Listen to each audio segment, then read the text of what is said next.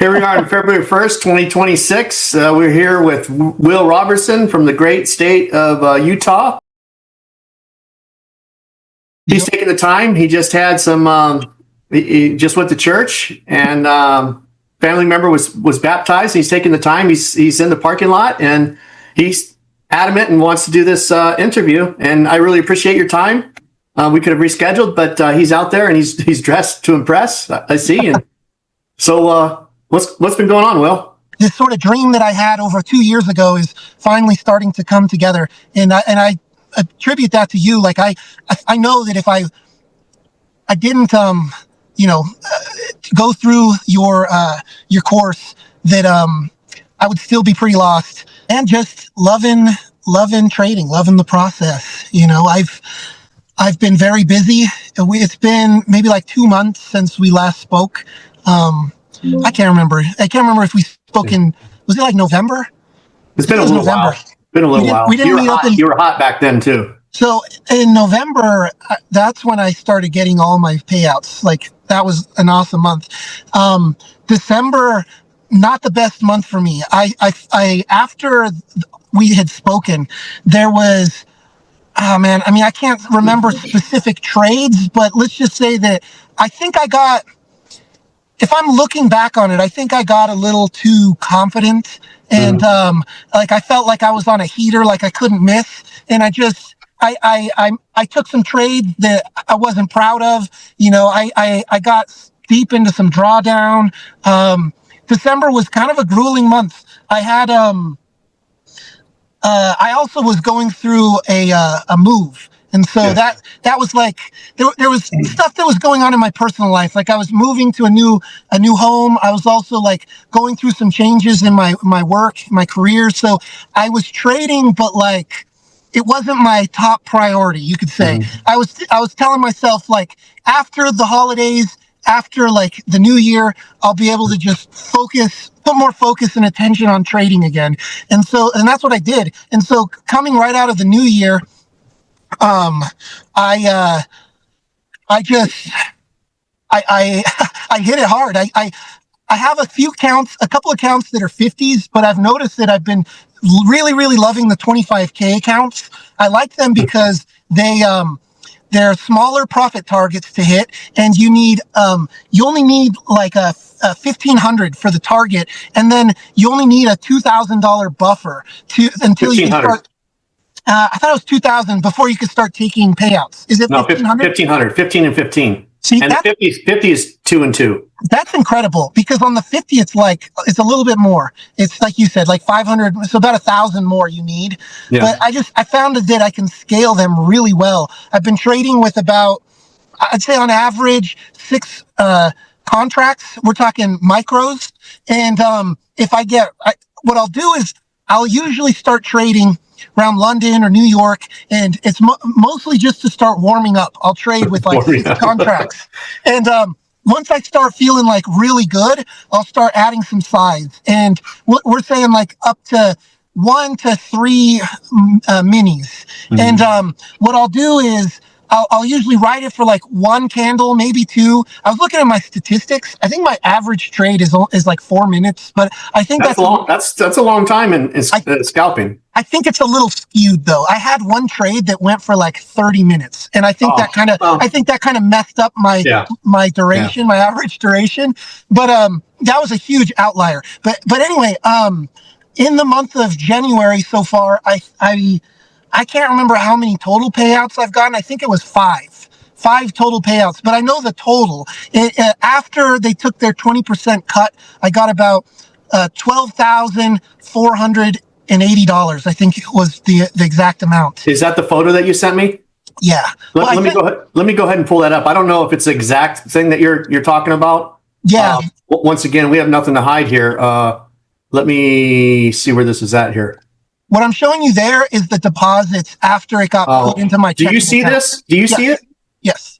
Okay, well, I don't see it. So this is my Zoom. This is when I say I have Zoom problems.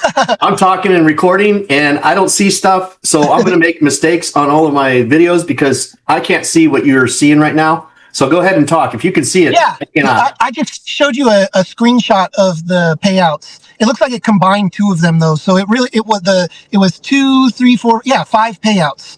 You could only see four on the screen, but because there was two from two different accounts, and then Take Profit, you can withdraw them into your wallet and then withdraw it as like one single deposit. But anyway, I show that just because, like, man, when you're trading on props, like it at times, like, you could kind of get really detached from the money and it doesn't even feel real. But No. like when it hits your bank account, it for sure feels real. It's like, whoa, this is That's this is real money. that's because what you're doing, and I keep harping on this, it's a skill. Yeah. So if you get up to bat every day and you're taking batting practice and you're just launching some line drives, then you hit one out, another line drive, then you hit another one out. You're just in the sweet spot, in the sweet zone, and nothing feels like spectacular. Yes. Because that's what I keep saying about trading. Trading is not this, oh my God, emotional. I don't know if I'm going to be able to do this. And I'm just, fear of missing out and FOMO. Do you understand what I've been saying this entire time? That once you have the skill, you don't realize how powerful it is. No, you're 100% right. It's actually insane. Like, there was one week in particular, last week actually, I had such a great week trading. I made more in trading for the first time than I did at my day job, which was crazy. And it took me substantially less time. You know what I mean? Mm-hmm. And that was like it was really validating. Like to think like, oh man, I really am. It's starting to click. You know, not to say I don't have losses. I still have lots of losses. In fact, I had unfortunate thing happened to me. It was not even entirely my fault. On Wednesday, it was like CPI. It was kind of like a volatile day anyway. But Tradeovate, which is what I use under the hood from Take Profit, was experiencing all kinds of technical problems. Mm-hmm. And like, orders weren't getting filled, or like they were getting filled at weird prices. You'd enter into trades, you couldn't exit them. And I was in super heavy trading like early in the morning. And I couldn't like close my accounts. I blew three accounts. And then I sent Take Profit an email, and all I got back was like an automated canned response after like a long time. I imagine they're like inundated with emails and stuff. Was that Friday? I thought that was Wednesday or Thursday, but then because that happened to me on Friday, and I told them specifically, it's same thing. I had 4 funded accounts, same thing, Friday at the open, and they were delayed. Like I was hitting the button, and nothing would appear. And then all of a sudden, everything would appear, and then I was in profit, and I was hitting the X buttons, the flatten buttons, and nothing was working.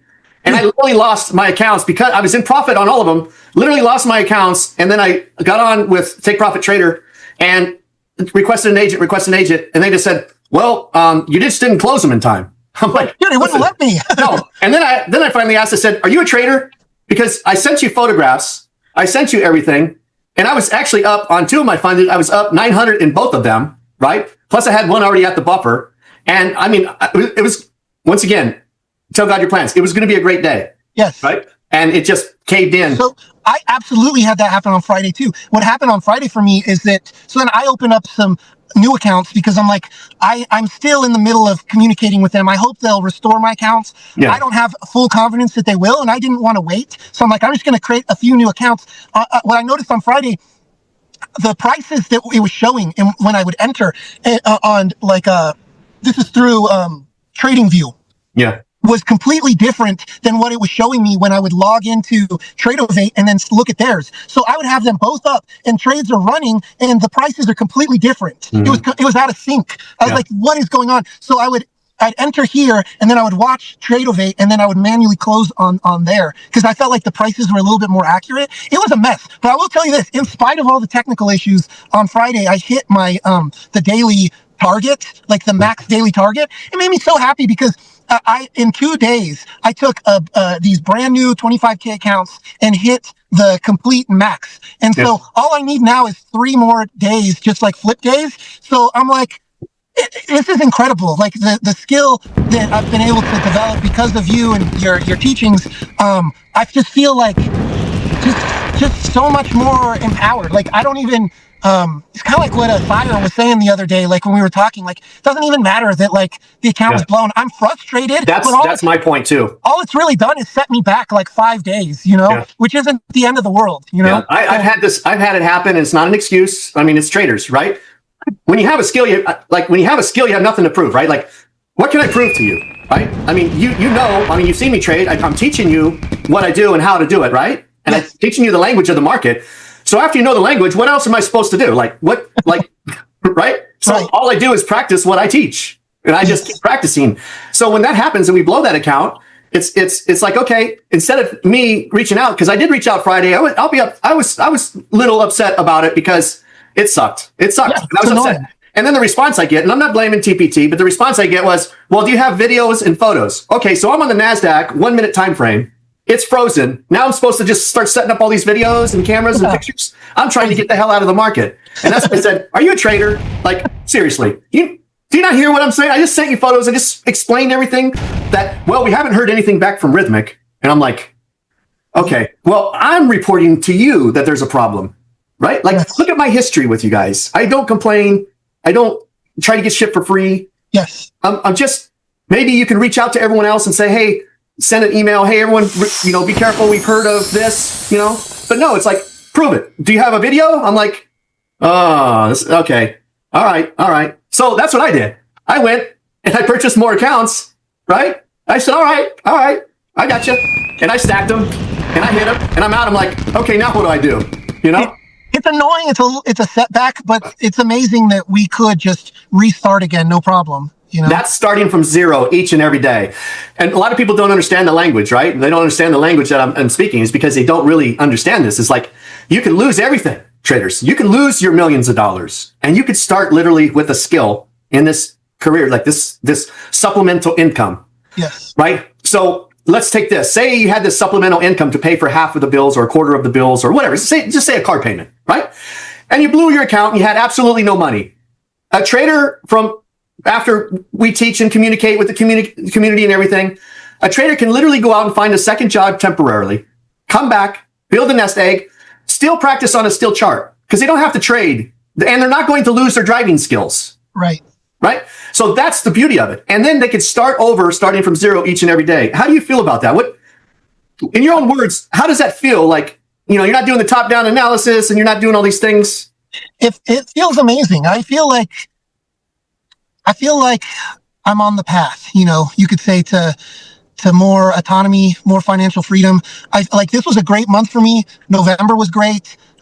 December was just kind of, I didn't put as much attention towards it. Mm-hmm. I will say that, for 2 years, I traded and I was just giving lots of money away to the markets. And so, I still am like, I feel like I'm just now at the beginning of starting to reap some of the benefits of all the time, energy, and money invested into this.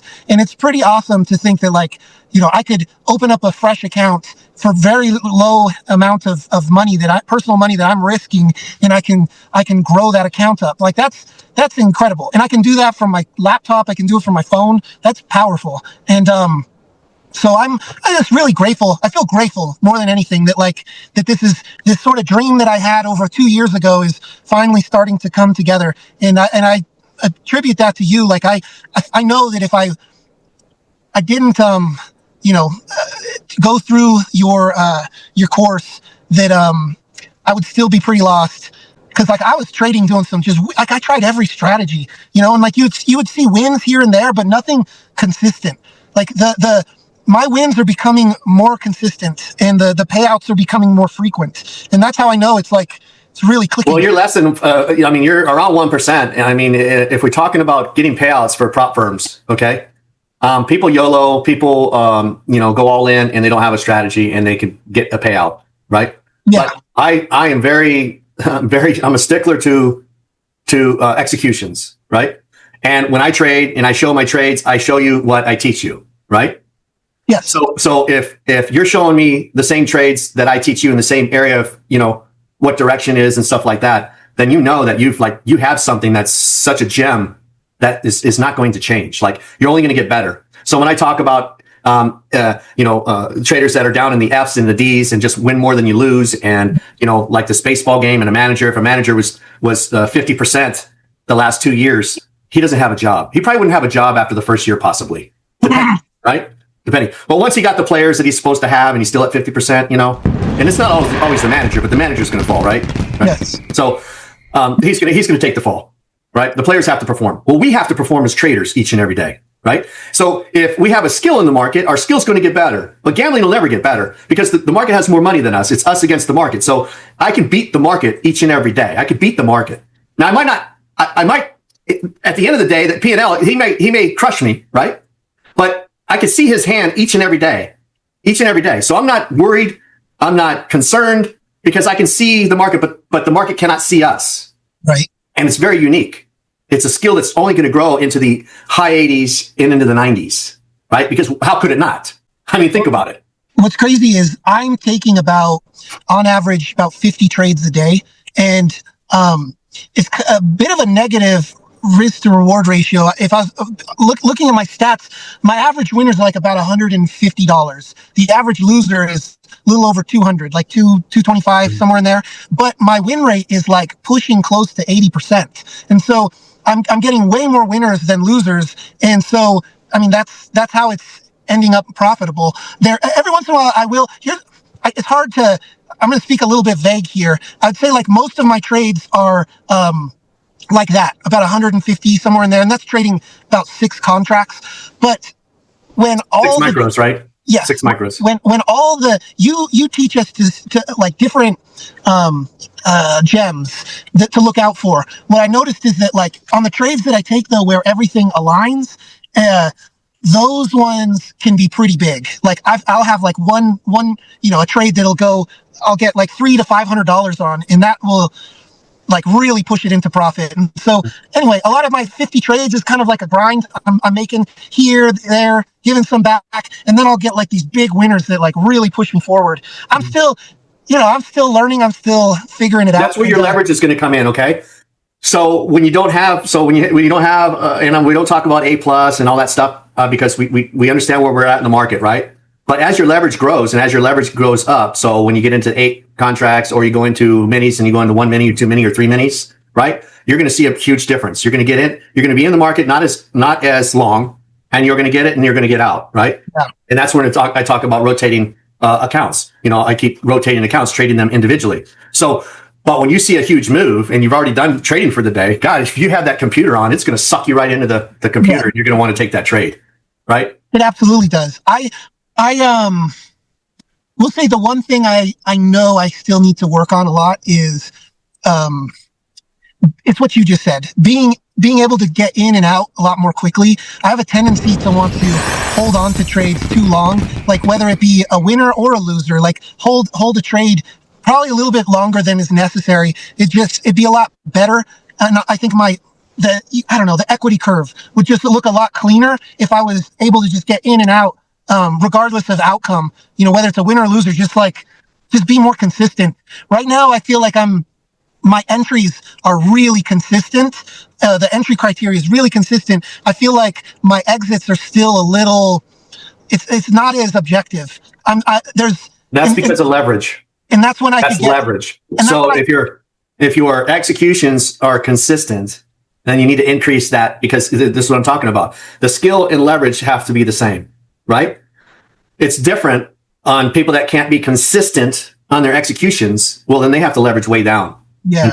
Right? I see what you're saying. Okay. Like when I'm lower leveraged, like I will have a tendency to hold on to a losing trade for a very long time. I told you I was in one position for like 30 minutes this past week. And it's because I didn't feel much risk at all holding it. I was like, I know I'm on the right side of the market. If I just wait, it's going to come back to like where my entry was. And I could even add to the position. So like, I feel more confident in being able to just ride it out. But at that point, I'm not scalping, and so. No, but that's a good point that you brought up because a lot of people that can't trade, listen carefully, a lot of people that can't trade, I'm not saying you took a bad trade, a lot of people that can't trade use that method of trading. Okay. The hope and pray, right? Yes. But once again, if you didn't go in hard and you know where you're at in the market, there's no reason to get out of the market. That's the way I saw it. Yeah. Yeah, there's no reason to get out of the market. And if you can, there's a reason to add into that position, but the trailing drawdown is the problem. The trailing drawdown can be the problem. And so as you start to stack on that trailing drawdown and you're at the bottom and you know the direction's turning to go in that same direction that you took your position in, that trailing drawdown is very, very finicky. I mean, it's very thin on $1,500, right? Yeah, it's very, like, you don't have a lot of wiggle room at all. You don't have a lot of wiggle room. Therefore, you need a skill in the market, right? That's where the skill comes in is, okay, I got pinched, right? I got pinched and brush it off because spreads, right? Spreads and slippage and spreads in different times of the day. So when you have a primo spot and you understand the market, it faked out or whatever it did, and you're following everything that we talk about, get in there a little heavier and get out. Yeah. And wait for that burst. You can get that pump. And then when you get that pump, you better be ready to get out, because if that pump up and then the spike back down, it can knock out your trailing drawdown. Right.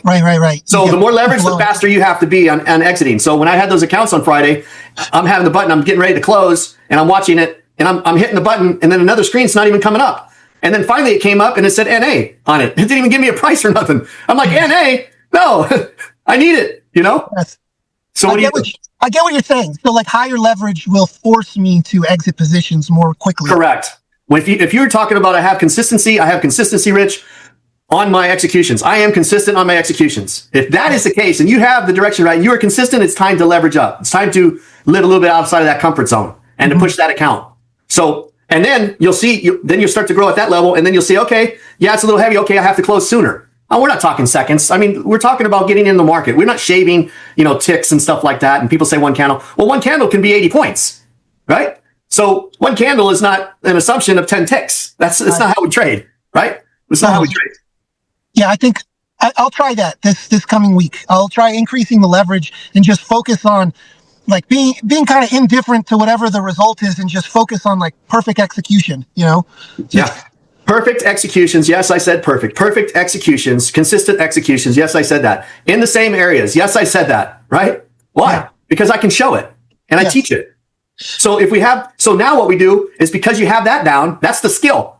It's the leverage. Just like I did a video yesterday. If you add 234% on whatever you want to add on 1,000,000 or you want to add it on 1,000, what do you want to add it on to? But if you get, a couple 100% on your return, it's just leverage is different. So that's why we say volume and hit rate. Now, taking 50 trades is great, but whether you take 50 or 25 that day, it's a whole hell of a lot more than you were taking in Forex, one trade or two trades a week, right?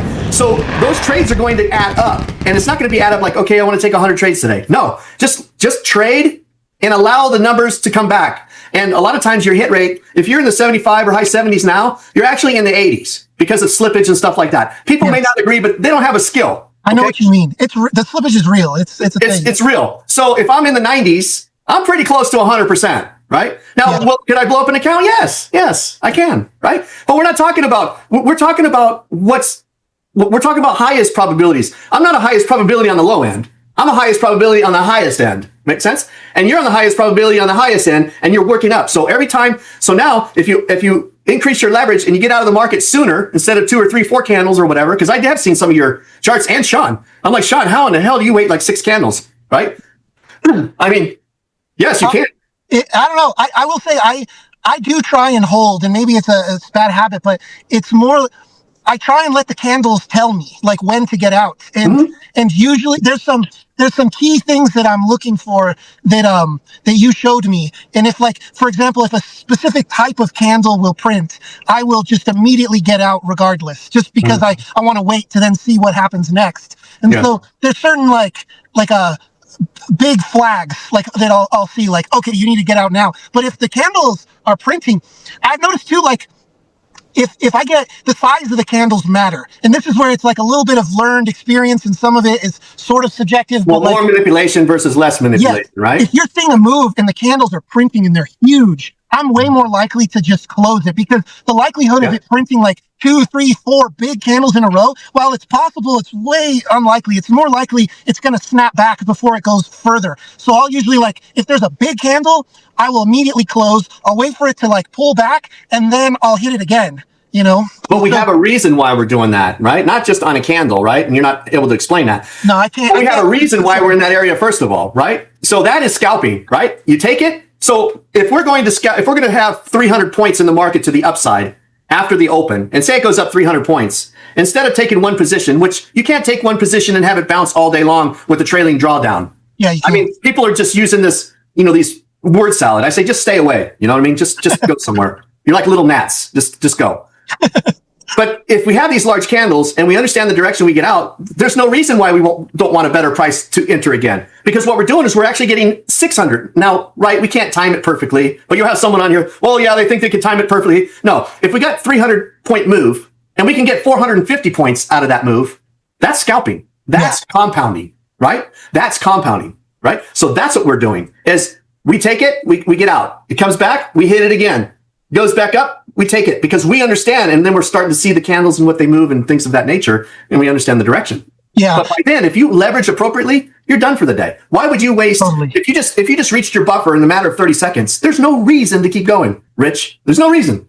Like me the other day, I was up $7,000 on one account very fast, and I thought, I want 10. and the market said, remember, Rich, every time you want, every time you thought, every time you wished, what happened? So I'm going to teach you again. Honestly, that's been the biggest thing for me is like learning how to just be okay with like what the market gives and like not trying to force outcomes because it's just human nature to want to try and do that. I do it all the time where I'm just like, I want to hit a certain profit target or something. And like at that point, I'm not really thinking about the execution. I'm thinking about the end goal, and it kind of clouds my judgment, and it's just trading is so hard and it's so fun and it can be so rewarding and I don't know, it's just what I've been enjoying lately. It's kind of like a guilty pleasure. I actually like watching other people trade, and even people that don't know how to trade, and I like seeing them. Sometimes I'll see like people that'll take a trade, and the way they describe like why they're taking the trade doesn't make any sense to me. But like, let's say the trade hits, and like I know why the trade hit, but they don't know and they can't explain it. And it's like it's kind of fun for me to see like other people and how they go about it. I don't know. Well, wait a minute. You sound real cocky now. Okay, you sound real cocky. Like, come on now. I'm sorry, but it's fun. I'm not the perfect trader. I'm really not. No. What I'm saying is, you act like you know what you're doing. I think I do a little bit now. I really do. Yeah. So this is my point: is now you could very easily see fakes, right? Yes, from like a mile away. Like there's certain key words that they'll say, but even like just the way that they trade, like it's obvious that it's weird too because like there are certain strategies that can give you results, but it doesn't mean that it's consistent, And so a lot of people, they're making trading work because they'll get some big wins here and there, but it's being supplemented by other forms of income, but, actually being able to consistently pull money out of the market, that's really hard. And, man, I feel fortunate that this past month I've been able to do that. And at no point do I feel like during this month, I feel like I was gambling. It was there. I knew like the trades that didn't pan out. It's not because it wasn't a good trade. Like it was the right choice to take that trade. And that's the hard part with trading is like you could do everything perfect and it's still wrong. And that can be kind of maddening a little bit sometimes, but you have to learn to be okay. And I should back up a little bit. If you don't actually have like a proper edge, a proper strategy framework, like what you give, then you don't really know what you're looking at. You don't know why you won or why you lost. But what I found is, well, you think you do, but it has to be objective, right? Are we talking about objective stuff, or are we talking about this intuition stuff? Yes. Because I see clouds behind you, right? Mm-hmm. Okay, so the weatherman or girl can get on here and say there's a 10% chance of rain, right? And all of a sudden, it pours. And they have all of these computer systems and everything. But when you and I walk outside, I see clouds. Nobody can convince me that's not a cloud. Is that objective? Yes, it's there. There's no dispute. The way I teach you how to trade is the same way. This is what you look for. You look for the clouds in the sky. If you walk out and there's no clouds in the sky, why are you taking the trade? Let me show you in front of me, though. It's like blue skies. Oh, yes. There you go. Really? Now that doesn't look like rain, right? Pretty day. Yeah, beautiful. What I want to say, though, and I think it's kind of important that you can have everything kind of lined up perfectly, like all your criteria is telling you to go, and price, for whatever reason, isn't quite ready to make the move yet. And I've had to learn to be okay with, I call them scratches. Like, you're going to have some degree of scratches where like, it just doesn't do quite what you thought it was going to do. And that's okay. Like, price is setting itself up. It's just quite not ready. And sometimes like it'll just be there or sit in an area for a little while until the move finally happens. Mm. But I'm learning to just be like, accept that I have to be there and take the trade when everything lines up. That doesn't guarantee a positive outcome. It might be a scratch, and I have to be okay with that too. I'm trying to like shift my focus on a good trade is a good trade, regardless whether it was a profitable trade or not. It was a good trade if I stuck to my plan and stuck to the right, like, stuck to the criteria. Correct. That's with any edge, right? Yes. That's not intuition, and that's not a hunch, because that's cannot be the same, right? And it cannot be proven, right? Yes. So if someone took a crossover strategy, for example, and they came up with some plan, and I don't teach crossover strategies, but came up with a plan of a 100 moving average crossing a 300 moving average, and then I wait for something to happen, and they build a system on that, right? Yes. As long as they keep that consistent and they don't change, that's the only way they'll know if that works or not. Not gambling, not changing. I'm going to go all in this time and wipe out my winners. But what I taught you, and what I've taught all the mentees, and what I've showed you with thousands and thousands of trades. Have I shown you thousands of trades? 100%. Yeah, thousands. Okay. They're not losing, right? Will I lose like on Friday where I can't get out and stuff like that? Yes. Will I lose if I go against my system? Yes. Will I lose if I get in too early and I'm not patient? Yes. If I'm living. But once the market commits, and you know what I'm talking about, once the market commits and you don't over leverage, that is the sweet spot. Yeah. I mean, as a software engineer, you know, I've been able to even play around with things to like, mess around with like bots and things, just trying to like figure out like what would happen if I just took the human out of the equation, and had absolute perfect executions because it's run based off of like, logic commands. Yeah. Well, the problem is like, the bots still lose too, even when it's perfect, because no matter what, like the market will do whatever the market wants to do. And like all our job is to like be in the right place when we have the highest probability of success, and we take it regardless. And that doesn't mean it's going to be positive, but when it does hit, they hit like big. And that's what I've found. Like, I'll get scratches, but then I'll like have these like banger trades, and then makes back like all these little scratches. You just have to like really just focus on the execution. That's what I found. Sure. Now, I don't know what you're saying as far as scratches and where you're at in the market to communicate on that. Yeah. But so I know if I'm scratching and I'm losing, I'm not doing what I'm supposed to be doing. Oh, let me try and explain. If there's times when you think the market is going to break a certain way because everything's lining up, and it just, like, everything's telling you it's going to break, and for whatever reason it doesn't break, and it might just sit around for like a couple candles more and then break. Or sometimes it'll get to that point and then it'll actually just completely reverse because I haven't zoomed out. In this case, it's not perfect because I need to zoom out and see that actually we're still in a consolidation phase or whatever. And so sometimes it is on me, but sometimes I'm like, I don't know, like the market is like insanely manipulated. And so even though things might like be lining up perfect, there's just still a lot of manipulation that's out of your control. Like, so do you think that's buyers and sellers manipulating the market, or you think it's the algo?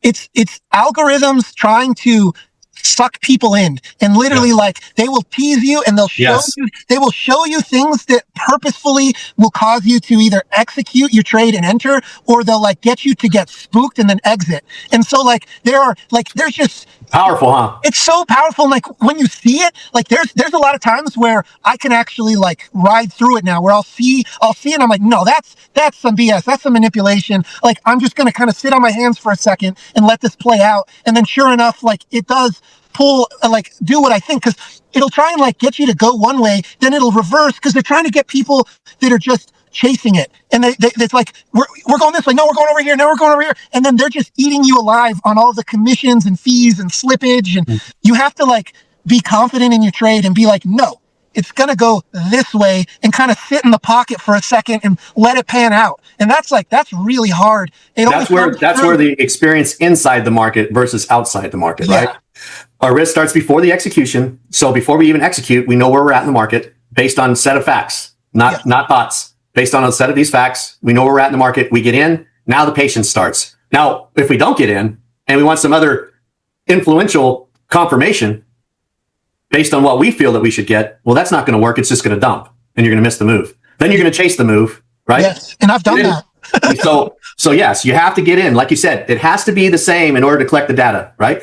And the risk has to be the same. You have to be there like before it happens, because I've done the opposite where I'm like, oh, it's going this way. So then I enter trying to follow it, and then it switches. I'm like, oh shit, reverse the position, and then it goes back the other, and then you're just getting eaten alive.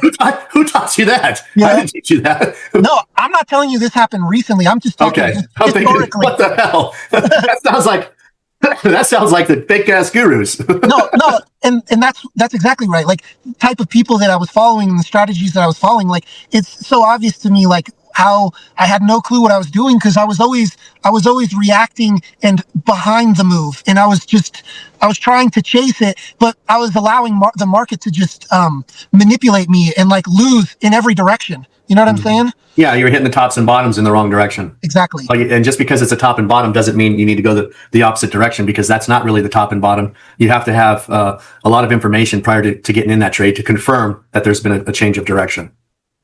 Yes, well said. So anything else you'd like to say to wrap this up? I know you're busy. I appreciate everything. What else would I have to say? Not really. Just thanks for everything. This has been an awesome journey. You know, it doesn't even feel like it's been that long. Only since like October or something, since you and I started talking. But like the way I trade today is like night and day different. Like I was during the holidays, I went back and I was looking at some of my old journals and my old like screenshots and things from 2 years ago, and it's just so funny to me. Like I felt like at the time I felt like I knew what I was talking about and knew what I was doing, and I didn't know shit. I didn't know anything. I was so lost. But you didn't know that. I didn't know that, and it's just so crazy to me. Like, night and day different from 2 years ago and a year ago, even just 4 months ago, you know, and I'm just really grateful for you and for the whole breathing with the markets, you know, program you've laid out. And yeah, man, just thank you. You're welcome. And just imagine 2 years from now, how you can't screw that skill up. Okay, it's impossible. Makes sense? It's like, just imagine you're going to get kicked out of prop firms, right? When they figure out what the hell are these people doing. You know what I mean? I've thought about that, where I'm like, dude, it might get to the point where they're going to start not wanting me to trade with them. Like you see in poker games, you know, like blackjack. It's like if someone's an actual advantage player, they know they know when the deck is hot. They know when to bet big. They will be like, hey man, you could go play slots, but we don't want your action here, you know? Yeah. And it'll probably happen, and I guess I'll wear it as a badge of honor when it does. But well, it sucks, you know, because everyone has families to feed and things of that nature, and just to hand select and just throw some unwritten rules and all that stuff, you know, put it on paper. But you know what?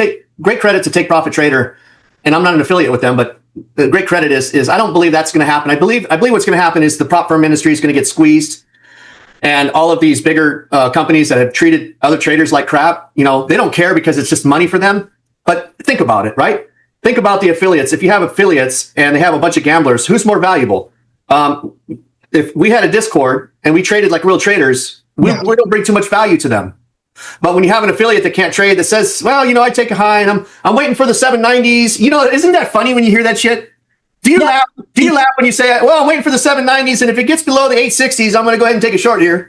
It makes no sense to me, because I'm like, if you think price is going to go there, like, why wait? Like, take it there. Because they can't trade. It's just a story, right? But you know, if you see the chart, you're like, this clown doesn't know how to trade.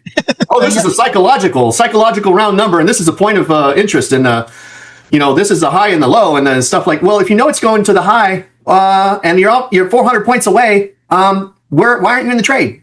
Yeah, it's crazy. It makes no sense, other than, like you said, they have a narrative that they're telling themselves, a story. Well, telling everyone.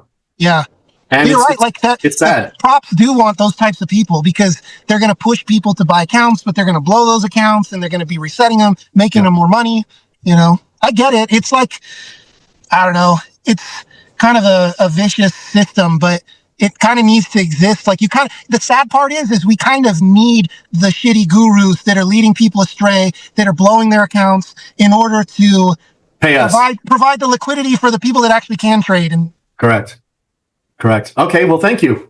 Thank you a lot. Thanks a lot, Will. Thank you, man. We really appreciate your time and thank your family. Seriously. You took the time out today. We were going to do it tomorrow. There's another trader sent a message. I said, hey, we're going to have a video tomorrow coming out. Yeah, I'm so sorry about that. There's no problem, but there are a lot of people that like to see videos, and you taking the time, and here we want people to succeed. That's the main thing. It's not about, we're not competing against each other. If you come back and say, I made $1 million today, you know what I'm going to ask for, right? Show me the executions. Right. And then we're going to go on and say, hell yeah, baby. Right. But if you had a shitty trade and you YOLO'd, well, then you know that's not going to happen over and over again. Right. No, that doesn't count. Yeah.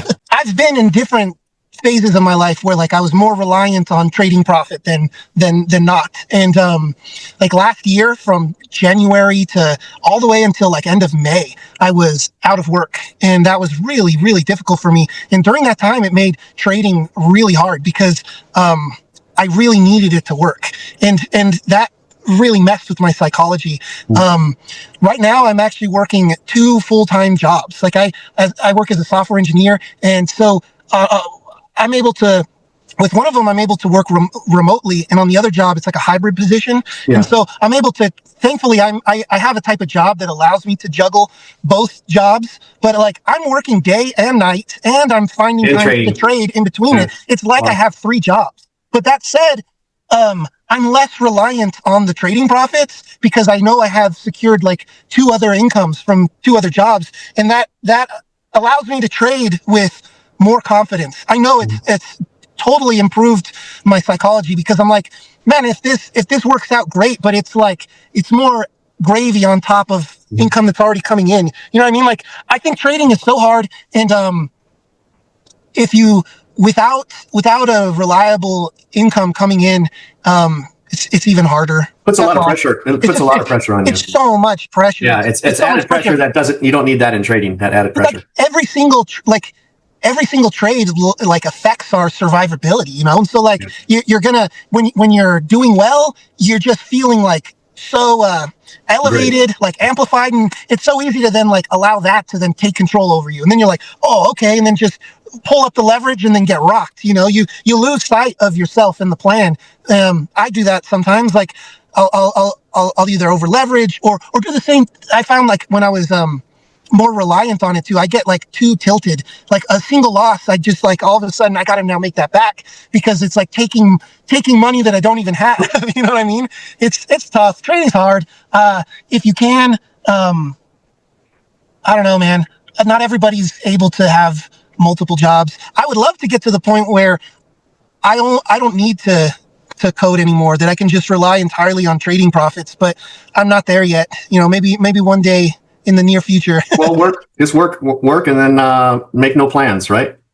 Totally. Tell God your plans and he'll laugh. Yes, 100%. Yeah, right. Like I had all these plans for last year and thinking like that was going to be like, you know, my breakout year and this and that. And I just got like the whole world, God just like submitted me, forced me down to my knees. Like I lost my job. I was basically homeless for a while, man. Like I was like living in different, like staying with my in-laws for a little bit, and then like just staying in different places, like cheap hotels, like almost for about 6 months. I didn't have a steady place to live, and that was really hard. Like I got 5 kids. We were in like a 350 square foot room for a while, like all 5, you know, the 5 kids plus, you know, me and my wife. Like, so it was difficult, you know, and it's just crazy, like how fast life can start turning on you. And both ways, right? Both ways.